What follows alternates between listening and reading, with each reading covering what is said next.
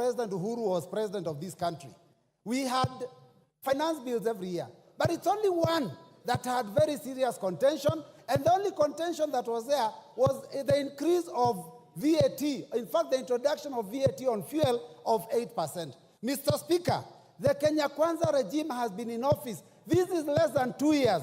And the second finance bill they have brought to this house and the first one have elicited so much contention from Kenyans that I think there's something seriously wrong. Mr. Speaker, in fact, let me say this, that the controversies of the 2023 finance bill, before we even get to this one, even, in fact, got a nickname for our head of state, because Kenyans out there are calling him Zakayo, the tax collector.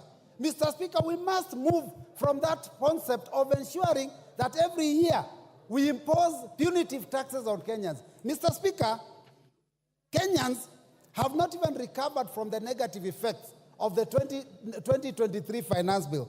Because, Mr. Speaker, the 2023 finance bill already drastically reduced the disposable income of Kenyans. Because, Mr. Speaker, we increased pay as you earn then, we went and increased the NSSF, we went and increased the NHIF. Now we are proposing to go to SHIF, which is even higher. Mr. Speaker, we introduced a housing fund. Mr. Speaker, it has been very, very painful for Kenyans. And Kenyans were hoping that this year things will be better, considering that in the last election campaign, Mr. Speaker, they were told that there will be pesa mfukoni, which means money in the pockets. Mr. Speaker, what we are realizing is that actually what this regime wanted was not to put money in anyone's pocket, but to take any money that was in the pockets of Kenyans. Mr. Speaker, the cost of government services have gone so high that we can't even afford our children to have ID cards. So, Mr. Speaker, when I look at a bill that proposes to increase the already overburdened Kenyans, it is something that we have to stand firm and reject. Mr. Speaker, let me say this, that we were told to tighten our belts. And I know this is the intention, that we be hit very hard the first 2, 3, 4 years. But, Mr. Speaker, you know, some people will lose their life because of the hunger now and because of the stress now. What do you do with them when they are 6 feet under in 2026, 2027? We are told to tighten our belts. And as we tighten our belts, Mr. Speaker, it is shocking to see the excesses that this government is going through. We are taxing Kenyans to raise money to run the government, and yet we have excesses. We are putting in money to build houses, to repair, to paint houses that were built with 400 million, and we are spending 600 million to renovate and paint. Mr. Speaker, it is very, very painful. And then we are told, tighten your belts as Kenyans.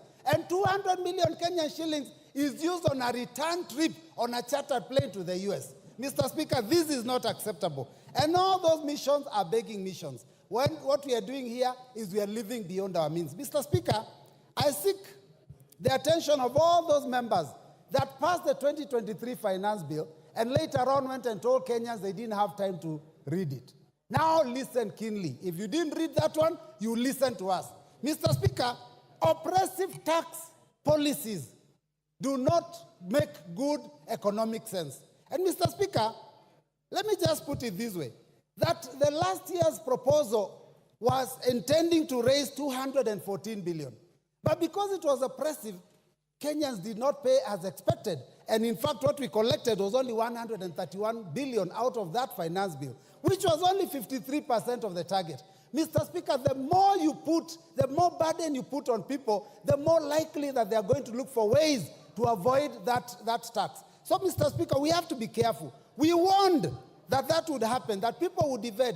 You didn't listen. We warned that it would lead to job losses. Many companies left this country and are now producing elsewhere, and unemployment has gone up. We warned that the tax increase is always passed to the common man. Mr. Speaker, the hustler of this country, the mamamboga, the boda, is the one that will carry the burden. Anytime taxes go up, it is not the big fish that actually pay these taxes. Because all they do, when you increase cost of fuel, all they do is pass it on to the consumer. And the consumer is mamamboga. The consumer is the last man in the chain. So, Mr. Speaker, we have to be very careful. Now, the 2024 tax proposals are as oppressive as 2023. We have not even fully implemented the 2023 ones. The E-teams, now we are discussing how we are going to remove it. There are those, those taxes on chamas that we have not yet implemented. Now we have brought other major proposals. And I hear, Mr. Speaker, talk of the tax proposals of 2023, it's like they have been reduced. Mr. Speaker, the bill that we hold in our hands, the bill that we read, has not been amended. What we are listening to is stories, Mr. Speaker. Because when we go to the committee of the whole House, what guarantee do we have that the proposals we've been told about here will pass? We can be hoodwinked into believing that those things will be passed, and when we pass this bill, the last minute it is opposed and we lose out. So we are going to oppose it from the beginning up to the end. Mr. Speaker, this proposal on VAT on bread, Mr. Speaker, I don't even know who could conceive such a thing. You have put your hands in the pockets of salaried Kenyans, business people. People have been made to pay for profits that they don't even make on turnover tax. And now you want to tax our children because you're putting your hands in the pockets of our children. Because the biggest consumer of bread are our children in secondary school, because that's where they spend their pocket money. Mr. Speaker, some of these are totally ill-advised. Mr. Speaker, VAT on financial services, VAT on money transfer, VAT on M-Pesa, those were, I do not understand who was thinking, what were they drinking, what were they smoking when they came up with those ideas. Mr. Speaker, it is very unfortunate. 20%, 25% excise duty on edible oil, import duty. Mr. Speaker, these things, 2.5% on motor vehicles. These ideas were preposterous. But Mr. Speaker, I believe that all those proposals were actually a smokescreen. If you read the 48 laws of power, you know, smokescreen. You lead them down the wrong direction until they lose focus. What has happened is that we have concentrated on those ones that were very clear. But the real intention was to do what this committee has proposed.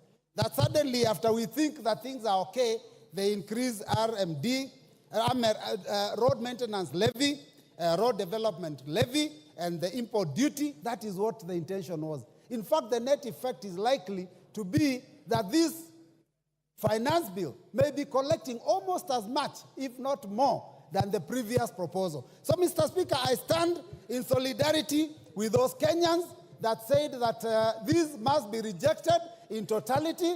Mr. Speaker, I want to ask the Inspector General to stop interfering with Kenyans when they are exercising their democratic right of picketing, because Kenyans have a right to defend themselves. When they see the Constitution being mutilated, when they see their pockets being ravaged, when they see their children being unable to go to school, to put food on the table, they have every right to defend themselves.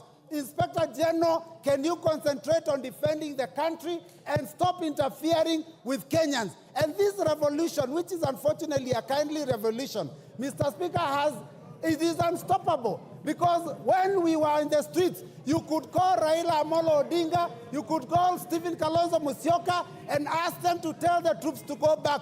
Who do you call when you pass this bill? So I reject and I vote, I reject. Thank you, Mr. Speaker.